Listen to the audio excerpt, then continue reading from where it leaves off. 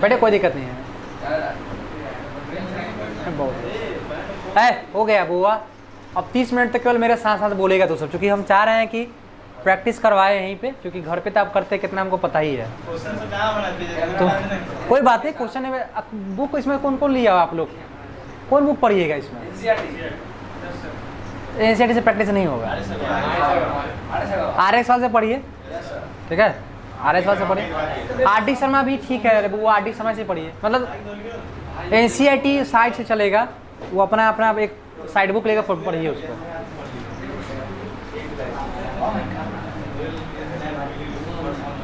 चलिए यहाँ देखिए, अब थोड़ा सा कुछ फार्मूला वगैरह तो याद होना ही चाहिए।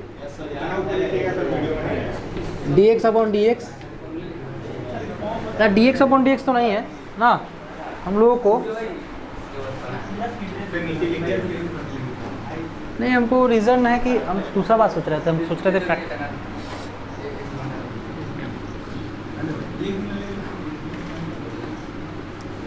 अब तक जो हम लोग पढ़े थे ना, थोड़ा सा उस पर रिवीजन करते हैं, अब तक की बात है ना। हाँ, अब तक में हम लोग जो पढ़े थे, पहला तो ये देखे थे कि भाई कुछ फार्मूला पहले है ना, शुरुआत में पहले फार्मूले पे याद होना चाहिए कि d sin x, पहला तो फार्मूला मेरे पास ये था dx to the power n upon dx, जो पावर रहता है ना वो आगे जंप करता है x का पावर n माइनस 1। दूसरा फार्मूला है, बात नहीं करें, d tan x upon dx, tan x क्या होता है बोलिए आप लोग? sec square x। अरे हम लिखेंगे तो आप लोग आंसर बोलिएगा, ठीक है। तीसरा d sin x क्या होगा? cos x। अब cos x क्या होता है? माइनस साइन x, और है ना cos x हो गया sec x, इसका होता है sec x into tan x।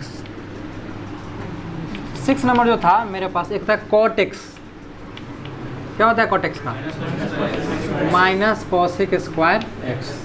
7 cosec x minus cosec x into cot x। और 8 नंबर जो है e to the power x, e to the power x ही रहता है। 9 नंबर जो देते हैं a to the power x, a का पावर x log a। 10 में है log x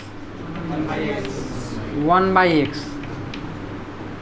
11 में है 1 बाई एक्स का minus 1 by x square, minus 1 by x square.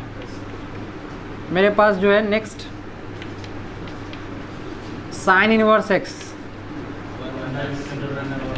1 by root under 1 minus x square. 13 में देखिए cos inverse x minus root under 1 minus x square. 14 में देखिए सबसे इम्पोर्टेंट यही है आपका tan inverse x 1 by 1 plus x square. फिर उसके बाद एक सेक इनवर्स एक्स का भी देख लीजिए। सेक इनवर्स एक्स का होता है 1 by mod of x root under x square minus 1, x square minus 1। 16 देख लीजिए कॉसेक इनवर्स एक्स का, कॉसेक इनवर्स एक्स इसका होता है 1 माइनस 1 by mod of x x square minus 1। इतना फॉर्मूला सफिशिएंट है। एक 17 नंबर में आप लिख सकते हैं इस फॉर्मूला के रूप में डी रूट एक्स का डिफरेंशियल 1 बाई 2 रूट एक्स, ठीक है। इतने फॉर्मूला जो है हम लोग को याद होना चाहिए। सबसे जो इनमें से इम्पोर्टेंट है, हालांकि सब तो इम्पोर्टेंट ही है, तो फॉर्मूला याद होना चाहिए, है ना। जैसे अब सबसे ज़्यादा यूज़ होगा tan x, तो सेक स्क्वायर एक्स होता है ना। और उसके बाद फिर यूज़ हो जाएगा आपका log x, सबसे ज़्यादा यूज़ होगा log x, तो क्या होता है उसका 1 बाई एक्स हो जाएगा। फिर बाकी ओवरऑल सब यूज़ होगा ही, तो फॉर्मूला आपको याद होना चाहिए। देखिए जितने बच्चे बैठे हुए हैं ना, केवल बोर्ड पर आई कांटेक्ट रखो। अगर हमको बोर्ड पर आई कांटेक्ट नहीं दिखा तो सीधा बाहर भेज देंगे। हाँ, इसीलिए आप बोर्ड पर केवल देखिए, केवल बोर्ड पे, इधर उधर आँख नहीं जाना चाहिए। आई का कांटेक्ट केवल इस पर होना चाहिए। आप जो इधर उधर भटकाते रहते हैं फिजिक्स में, केमिस्ट्री में, यहाँ नहीं चलेगा। यहाँ केवल बोर्ड पे देखिए, हम पूछेंगे आपका सवाल, हो सकता है कि आपको बुला लें बोर्ड पे अभी बनवाने के लिए, इस बात को भी ध्यान रखिए आप, उससे कोई फ़र्क नहीं पड़ता। चलो देखो, तो मेरे हाथ में हम कभी भी इसको एडिट कर सकते हैं, कभी भी किसी को हटा सकते हैं उसमें से। चलो यहाँ देखो, मेन वो मुद्दा है, कल हम लोग इसे पिछले क्लास में हम लोग बात किए थे, सब बहुत सारे क्वेश्चन प्रैक्टिस किए थे ना। 1 जैसे हम लोग किए थे कि 1 का डिफ्रेंशिएशन अगर बात करें बुआ तो 1 का 0, x का नहीं, अगर 2 + x का डिफरेंस कोई पूछे थे रिजल्ट कितना आएगा, 1 ही आएगा, क्योंकि 2 का कितना हो जाएगा 0, x का। अच्छा बुआ अगर मान लें हमसे पूछ दे 1 + x² का डिफ्रेंशिएशन 2x होगा, क्योंकि 1 का 0 x² का हो जाएगा 2x। तो छोटे छोटे इंडिकेशन याद होना चाहिए, मतलब याद क्या, मतलब प्रैक्टिस होकर अपने ध्यान होना चाहिए। दूसरा आपसे कोई पूछ दे कि a + x का डिफ्रेंशिएशन 1 ही होता है, एक कांस्टेंट है वो x 0, x का 1 हो जाएगा, ये कांस्टेंट 0, इसका 1 हम इसलिए दिए कि क्योंकि ये आएगा आपको बीच में। जैसे a + x² का डिफ्रेंशिएशन 2x, ये इसका ऑलरेडी हो जाएगा 0। जैसे क्वेश्चन में जैसे ही देगा बच्चा घबरा जाता है, जैसे क्वेश्चन दे देता है, देखिए a + x² upon sin x, इसका अपॉन कर रहे हैं इंटू sin x। अगर ये क्वेश्चन दे दिया हमको तो कौन फॉर्म पे, u/v पे है ना, तो u/v में क्या होता है, a + x² एज इट लिखाता है, पहला फंक्शन एज इट इज, दूसरा का तो cos x प्लस दूसरा एज इट लिखाएगा और पहला का हो जाएगा 2x। नहीं आया, एक और देखिए, कोई बात नहीं आया तो एक बार और। अब मान लीजिए कि यहाँ रहेगा log x है ना, और यहाँ पे लिखा हुआ है 3 + x³ लिखा हुआ। अगर हमको डिफरेंस करना है, पहला एज इट इज रहेगा, दूसरा का 3x² हो जाएगा। अच्छा दूसरा प्लस दूसरा एज इट इज रहेगा, है ना। अच्छा हाँ, दूसरा एज इट इज रहेगा और log x का हो जाएगा 1/x। तो हम लोग u/v पे ऐसा प्रैक्टिस किए थे, थोड़ा बहुत फॉर्मूला। देखो जो बच्चा आज आया केवल, वो केवल फॉर्मूला पर ध्यान रखे, कुछ पैटर्न को समझे। अब देखो हम लोग यहाँ से चेन रूल में बात करते हैं, ठीक है। और हम लोग जो डिफ्रेंशिएशन करते हैं, डिफ्रेंशिएशन में जो करते हैं, किस किस फंक्शन का डिफ्रेंशिएट करते हैं, वो जो होता है पहला होता है हम लोग जो करते हैं वो होता है फंक्शन ऑफ फंक्शन।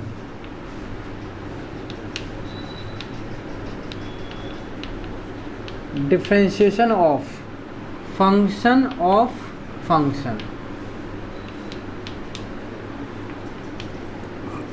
दूसरा होता है inverse trigonometry function, inverse trigonometry function.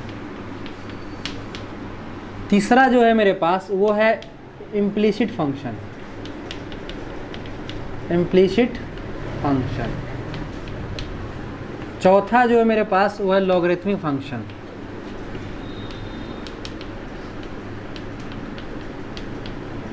पांचवा जो होगा मेरे पास होगा पैरामेट्रिक फंक्शन, पैरामेट्रिक फंक्शन। 6 जो हो जाएगा वो बोल सकते हैं उसको इम्प्लिसिट लिख दिया कहीं पे, हाँ इम्प्लिसिट लिख दिया, एक्सपोनेंशियल फंक्शन, एक्सपोनेंशियल फंक्शन। और 7 टाइप जो हो गया special type of function, special type of function. और इतने टाइप का जो फंक्शन होगा उस सबका हम लोग डिफरेंस सीखेंगे। अब हम थोड़ा सा एक छोटा सा डेमो टाइप में समझाते हैं कि जो फंक्शन है सबका फॉर्म किस किस तरह का होता है, पहचानेंगे कैसे, ठीक है। फंक्शन है, फंक्शन का पहले देखते हैं। फंक्शन है, फंक्शन का मतलब क्या हुआ, देखिए जैसे साइन थीटा है ना, तो एक कंप्लीट फंक्शन है, ये क्या हो गया कंप्लीट। लेकिन देखिए बुआ, ये साइन केवल साइन है, अभी थीटा नहीं, एंगल नहीं लिख रहे हैं, तो ये अभी इनकम्प्लीट है, तो ठीक है। तो जैसे ये कंप्लीट अभी नहीं है, ये साइन थीटा क्या हो गया कंप्लीट फंक्शन हो गया, ये कंप्लीट अभी नहीं है। अगर वो कंप्लीट नहीं है और दूसरा भी आ गया, जैसे 10x आ गया, तो इसी को बोलते हैं फंक्शन ऑफ फंक्शन। मतलब एक फंक्शन कंप्लीट नहीं हुआ और तब तक दूसरा आ गया नहीं, तो वो उसी को बोलते हैं मतलब जैसे कि आप मान लीजिए, देखिए आप जानते हैं कि tan x, बताइए फंक्शन होगा नहीं होगा? नहीं होगा ना बुआ, ये तो कंप्लीट है, tan x तक कंप्लीट फंक्शन है। लेकिन यही रहेगा tan, अगला देखिए tan e⁻x, अब हो गया फंक्शन ऑफ फंक्शन का हो गया। नहीं समझ बात? मतलब एक फंक्शन कंप्लीट नहीं हुआ, दूसरा आ गया, तो फंक्शन को बोलते हैं हम लोग फंक्शन ऑफ फंक्शन। तो पहचान लीजिए फंक्शन को। चलिए पीछे से पिछल का सबसे लास्ट वाला बेंच बताएंगे कि फंक्शन का है या नहीं है। साइन एक्स क्यूब कि फंक्शन ऑफ फंक्शन का होगा, हाँ है ना? सबसे लास्ट वाला बेंच, जल्दी बोलिए सब बोलिए, पाँच को बैठा हुआ ना पीछे कि फंक्शन ऑफ फंक्शन का क्वेश्चन है बुआ।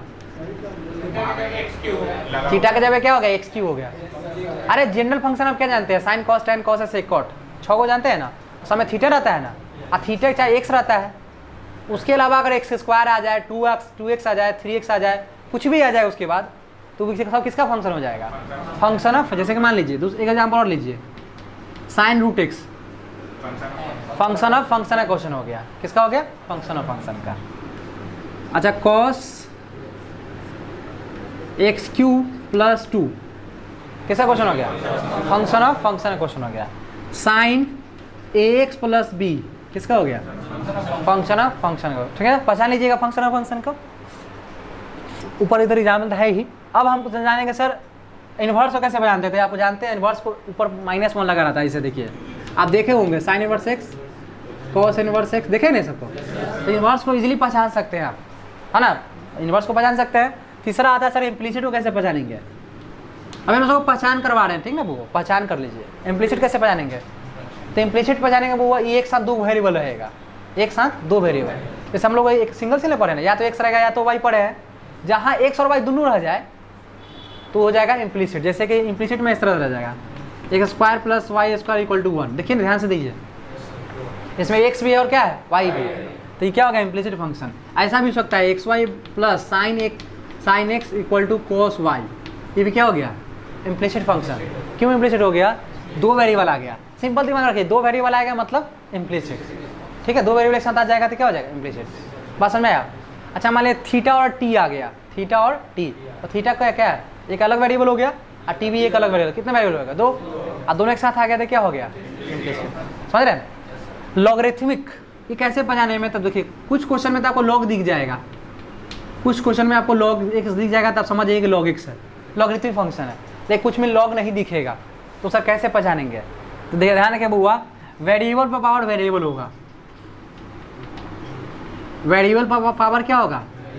वेरिएबल अगर दिख जाए तो समझ जाइए कि लॉगरिथमिक फंक्शन क्या है। ठीक है, जैसे कि एग्जाम्पल x⁻x किसका क्वेश्चन हो गया? लॉगरिथमिक, क्योंकि वेरिएबल पावर कितना है? वेरिएबल है। ऐसा भी हो सकता है x⁻sin x किसका है? किसका है ये? लॉगरिथम का। अच्छा तो दे देगा x का पावर 2 किसका है? लॉगरिथम का नहीं है। रे हम बोले वेरिएबल का पावर वेरिएबल होना चाहिए, ये तो कांस्टेंट ना आ गया, तो क्या हो गया? ये सिंपल क्वेश्चन अलजेब्रिक है। हेलो, ये अलजेब्रिक हो गया बुआ। अरे स्क्वायर तो बचपन से पढ़ते आ रहे हैं अलजेब्रिक टर्म में, समझा? पहले पहचान कीजिए कि कौन कहाँ है मिलेगा। तो ये क्या होगा? x⁻sin x क्या हो गया आपका? ये क्या हो गया? लॉगरिथमिक। देखिए लॉग दिख जाएगा तो कुछ, हाँ क्या? अरे कोई बात नहीं, वो लॉग दिख गया तो मतलब क्या होगा? लॉगरिथमिक। अगर नहीं दिखेगा तो देख लेना वेरिएबल का पावर वेरिएबल। Next parametric. हाँ, पैरामीट्रिक में क्या होता है? 2 अलग अलग फंक्शन दिया रहेगा, लेकिन दोनों का पैरामीटर सेम होगा। पैरामीटर नहीं समझे, हम एग्जांपल समझाते हैं। जैसे देखिए एक फंक्शन रहेगा x equal to cos theta, और दूसरा रहेगा y equal to sine theta. ध्यान से देखिए 2 अलग अलग फंक्शन है, एक ये अलग है और ये एक अलग। ध्यान से देखिए दोनों का पैरामीटर एक है, मतलब दोनों का एंगल एक है, थीटा है ना। तो सिंपल इसमें पहचान क्या है? इम्प्लीसिट और पैरामीटर कंफ्यूजन नहीं कीजिएगा। इम्प्लीसिट एक दोनों वेरिएबल एक साथ आता है, एक साथ आया है ना, ये साथ नहीं आएगा, ये अलग अलग आएगा। 2 चीज़ अलग अलग आएगा, ऐसा बात। 2 चीज़ क्या होगा? अलग। तो x equal to cos theta या y equal to sine theta, 2 अलग अलग ना आया, इसको बोलते हैं पैरामीट्रिक। ठीक है ना, मतलब ऐसा 2 फंक्शन जिसका पैरामीटर सेम हो। पैरामीटर मतलब एंगल सेम हो। देखिए ना, x equal to sine cos theta एक अलग फंक्शन हुआ, और y equal to sine theta एक अलग फंक्शन हुआ। दोनों का पैरामीटर क्या है? थीटा ही है। अगर गलती से अगर मान लीजिए x इक्वल टू अगर यहाँ पे साइन कॉस x कर देंगे और यहाँ थीटा कर देंगे, फिर पैरामेट्रिक नहीं हुआ। नाम से स्पष्ट है पैरामेट्रिक, मतलब पैरामेट्रिक मतलब साइमेट्रिक समझते हैं ना, इक्वल मतलब सेम सेम, साइमेट्रिक मतलब सेम सेम, पैरा मतलब इक्वल, सेम चीज़ चाहिए, मतलब दोनों का जो एंगल होना चाहिए क्या होना चाहिए, सेम होना चाहिए। तो ये क्या हो गया पैरामेट्रिक। एक्सपोनेंशियल क्या होता है, जैसे e to the power x, a to the power x सब क्या है, एक्सपोनेंशियल है। ये एक्सपोनेंशियल में टर्म यही आ गया आपका, a to the power x है ना, जो पावर है सब क्या होगा एक्सपोनेंशियल। फिर बच्चे के मन में आता है सर ये जो लॉगरिथमिक का एक्सपोनेंशियल क्या है, वास्तव में दोनों सेम है क्या, वेरिएबल का। अच्छा देखिए एक मिनट, ये जो एक्सपोनेंशियल यहाँ पे देखिए ये क्या है, यहाँ पे एक बच्चे के मन में आता है कि सर एक्सपोनेंशियल है और लॉगरिथमिक है, तो आपने बताया कि वेरिएबल का पावर वेरिएबल होगा, वेरिएबल का पावर वेरिएबल क्या होगा, लॉगरिथमिक होगा। आपने बताया कि e to the power x और a to the power x exponential है, दोनों में अंतर क्या हुआ, देखिए ये जो e है ना ये कांस्टेंट होता है और a भी क्या होता है, कांस्टेंट होता है।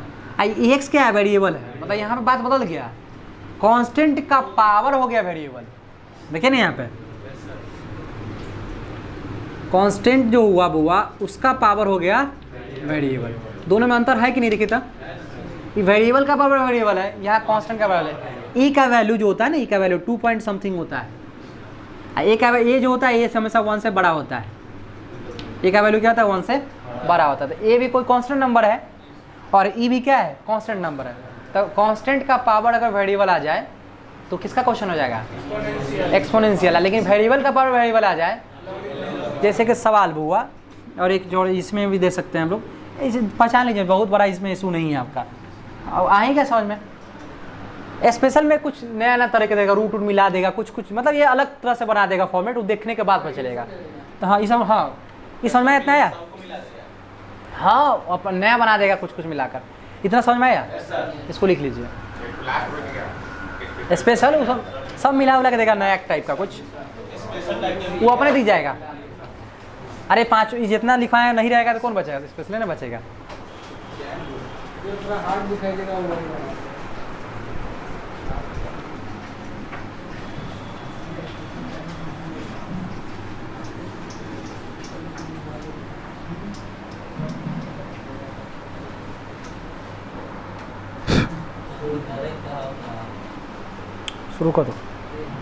शुरू कर दो। हाँ चेन रूल देखने में, इसमें क्या है, जो लोग चेन रूल पढ़ेंगे ना, किसका पढ़ेंगे, फंक्शन ऑफ फंक्शन का पढ़ेंगे,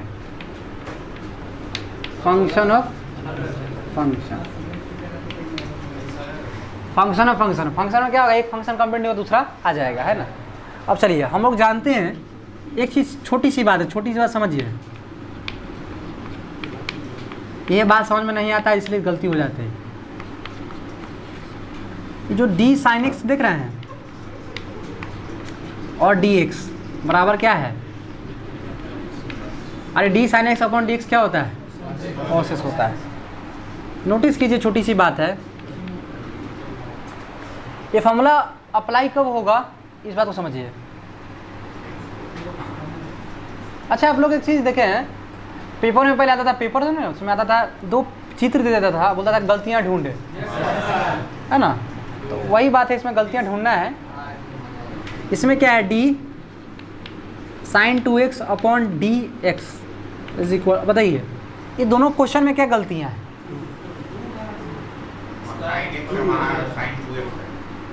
इस जगह अच्छा देखिए फॉर्मूला अप्लाई कब हुआ, जहाँ x था यहाँ क्या आया था, x था, तब ना आया cos x, लेकिन यहाँ पे आपने क्या लिया, हमने क्या लिखा 2x।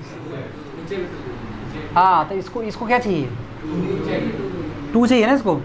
देखिए वो क्या, इसको बनाएंगे कैसे, ऐसे लिखेंगे d sin 2x, ये रो रहा है कि भाई हमको 2x चाहिए, तो 2x आप दीजिए इसको।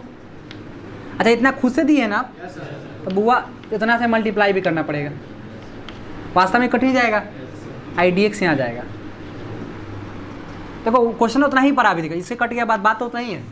अब साइन क्या हो जाएगा, cos, और जो है सर 2x का 2x, और 2x का कितना होता है, 2x का 2, 3x का 3, 4x का 4, 5x का 5। ये समझे कि नहीं। एक और देखिए, मान लीजिए क्या बार आएगा tan 3x अपॉन dx,